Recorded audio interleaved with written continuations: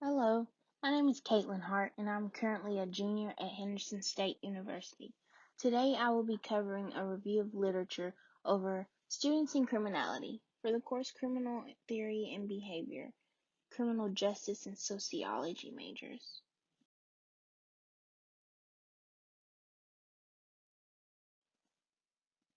The purpose of this study is to explore several factors that contribute to criminality. It also seeks to answer the research question, what makes students become criminals? The goal is to receive a better understanding of why students are more deviant and create crimes just as any other criminal.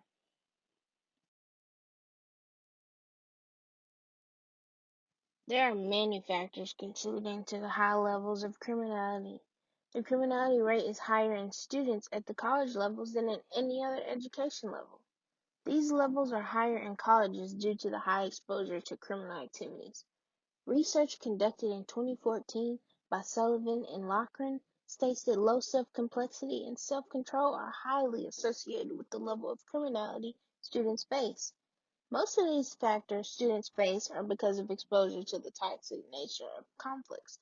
As a result, most of the students develop habits that will contribute to the general delinquent behaviors, which contributes to increased crime rates among students.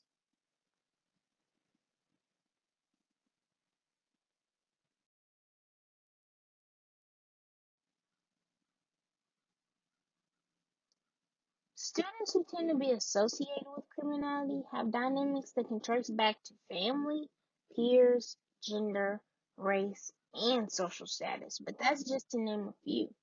Each of these dynamics directly influences criminality in its distinct way. Family background can influence students to steal, be rude, or even hateful, and so on. Some studies show that boys tend to be more known to commit crimes than the ladies. Among the peer groups, bad peer groups can contribute to individuals directly engaging in crimes in the community. Race goes into criminality in different ways as well. An example of this would be if certain racial views downgrade a specific race, forcing individuals to feel the need to defend their race, making students directly engage in fights and other violent behaviors that can contribute to making students become criminals. When doing research, I learned that it can be common for students who have gone to college and campuses to be less likely to commit the crimes. Education brings several people together regardless of their race, background, social, and economic status by making them linked and utilizing diversity. Education and all the other necessary recommendation measures can also help reduce crime rates. However, this high prevalence of crime rates in some of the colleges is due to the exposure and the peer influence. Bullying in the colleges can also contribute to the high criminal rates and subjects individuals to commit criminal activities in self-defense. Apart from college students, dropouts also show high chances of committing crimes. Some of them might have dropped out due to drug and substance abuse, later subjecting them to high chances to commit crimes.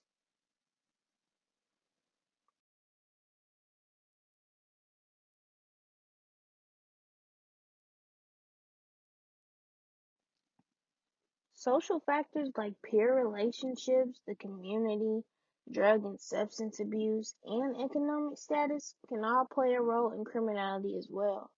Low economic status directly influences criminality and contributes to higher criminality rates. When students often associate with bad company, they are likely to commit a lot of crimes. Low levels of education tend to make people have a lower IQ in solving situations amicably, contributing to increased crime rates. Those who never attended colleges and institutions of higher learners to understand how to associate with different people and solve situations amicably are at a higher risk of acting violently in community, contributing to increased teen delinquency.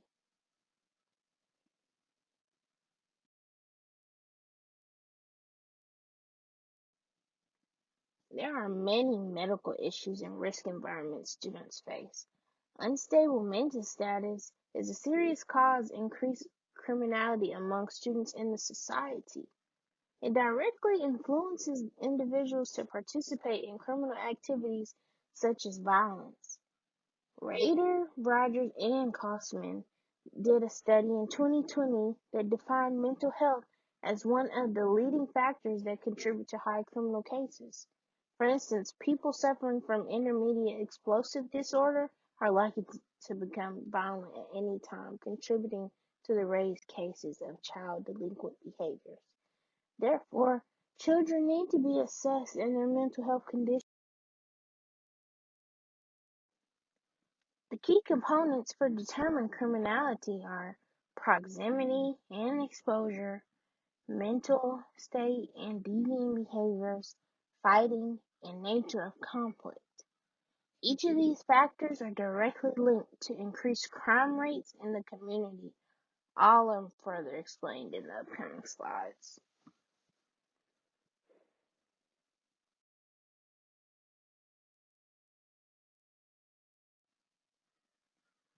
Exposure and proximity to crime-prone environments are some of the leading factors that lead students to commit crimes. Exposing children to drug and substance abuse contributes to their usage of drugs. This leads to the increased criminality of children due to mental instability because of drug use. Additionally, violent families contribute to violent children in the community. Parents who are constantly engaging in fighting situations can directly contribute to the increased criminal rates in the community and lead to development of deviant behavior. Most of them grow up with an understanding that fighting is okay, ultimately affecting their social nature of solving conflict.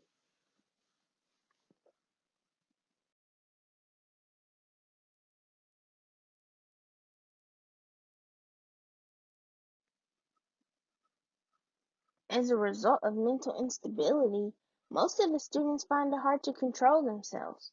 This results in persistent criminal deviant behaviors. Aggressive states as a result of mental health are common in most of the schools. Students with mental health issues also tend to rebel from social norms, later contributing to deviant behaviors.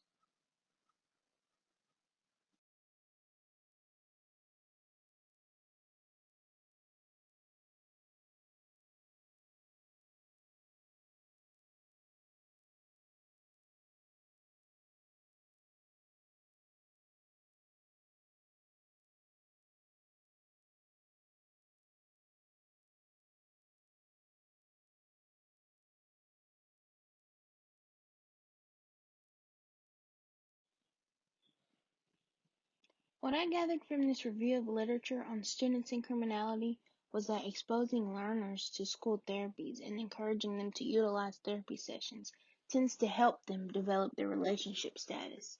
By creating positive attitudes and environments among learners, it also helps contribute to good behaviors.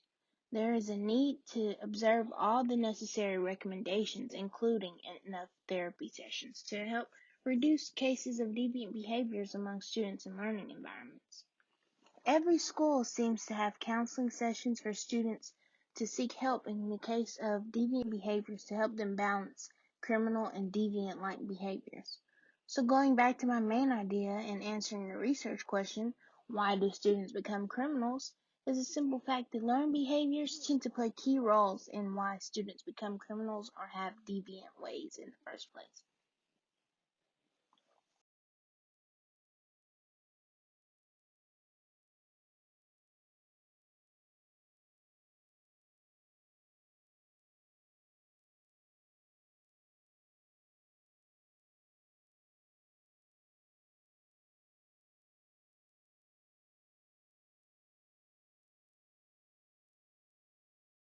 I hope this presentation gives you a better understanding of what and why students become criminals.